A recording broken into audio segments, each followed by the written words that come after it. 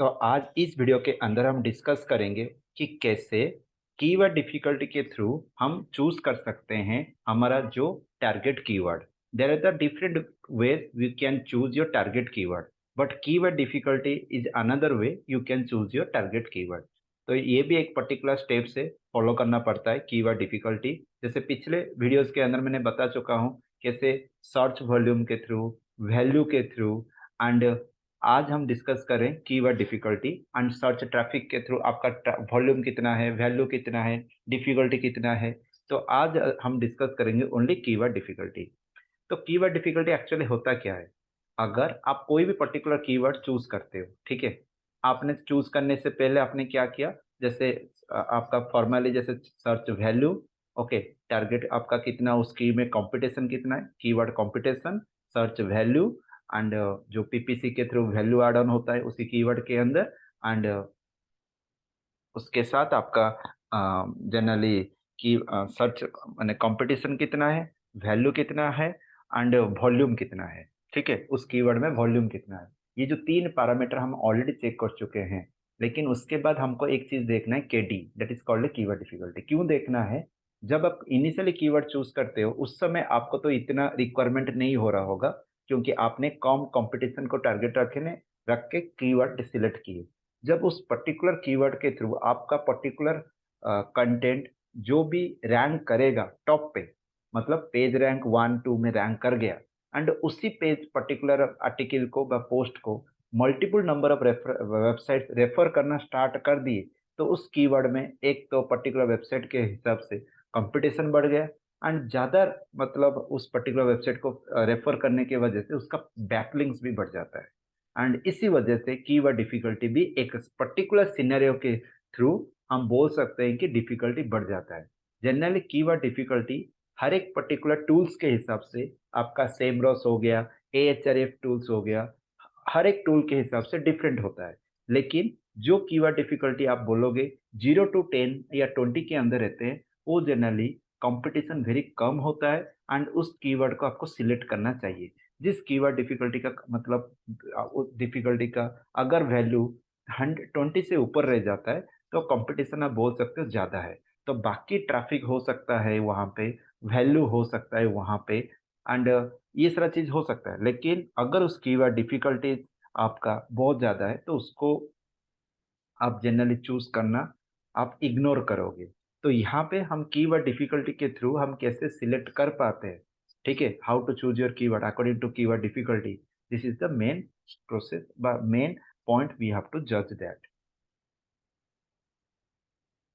तो यहाँ पे आप देख सकते हो जैसे लिखा गया है कि you have to find the perfect keyword, there are lots of people searching for it but the page matches search intent and it seems to the valuable. आपका सर्च इंटेंट को भी देख के अगर वो लोग यूज कर रहे हैं, सर्च इंटेंट में भी ज्यादा से ज्यादा उसको उस पर्टिकुलर क्वेरी को यूज कर रहे हैं, उसको टारगेट करके अब वैल्यूएबल बोलते हो उस कीवर्ड को। It not necessary depends on how difficult it to be rank on. For example लोग के mortgage payment calculator, mortgage payment का कैलकुलेटर अगर आप यूज करते हो एंड वहां पे आप देखोगे उस सर्च के हिसाब से इसका डिफिकल्टी कितना है, सुपर हार्ड लिखा है क्या के 84, मतलब एएचआरएफ्स क्या बोल रहा है कि अगर ये कीवर्ड को अगर आप यूज करते हो, इसको गूगल पे रैंक करना बहुत ही डिफिकल्ट होगा, क्योंकि जितना क्लोज टू द 100 आपका नंबर होगा, उस पर्टिकुलर कीवर्ड का कंपटीशन ज्यादा होगा and it's very tough to rank. तो इस सिचुएशन और सिनेरियोस को टैकल करने के लिए आपको हमेशा क्या करना है, लेस कंपटीशन कीवर्ड को टारगेट करना है। बस जो कीवर्ड डिफिकल्टी सबका लेस मतलब कम होगा, 0 to 20 के अंदर, बस 0 to 10 तो होगा और भी अच्छा है। जिसका कंपटीशन नहीं है उसको भी टारगेट कर सकते हो, लेकिन उसको प्रॉपर वे में आपका कीवर्ड को प्रॉपर मार्केट के अंदर वैल्यू मिल रहा होगा कि क्वेरी कर रहे होंगे, इंटेंट सर्च इंटेंट हो रहा होगा। क्योंकि अगर सर्च इंटेंट नहीं आ रहा है, यूजर उसको सर्च नहीं कर रहे हैं, तो कोई वैल्यू नहीं है उसका, ठीक है? Then, if the keyword difficulty score 84, then it is given a scale runs from 0 to 100. That is pretty high, and it seems to be many of the top ranking pages have lots of links from the other websites. तो जो भी आपका top पे rank करते हैं और different website से उसको बैकलिंक्स मिलना स्टार्ट हो जाता है इसी रिलेवेंट कंटेंट के हिसाब से।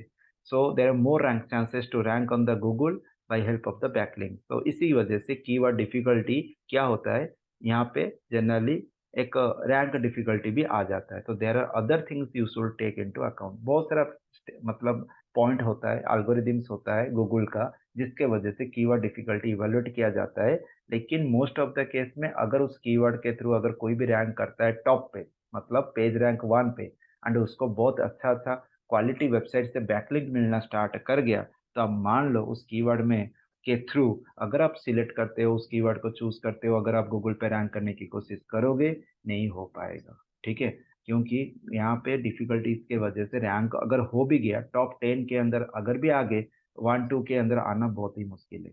आप इसीलिए fresh keyword and according to search intent के हिसाब से जो-जो फ्रेश कीवर्ड मिल रहा है, उसी को टारगेट रख के करो।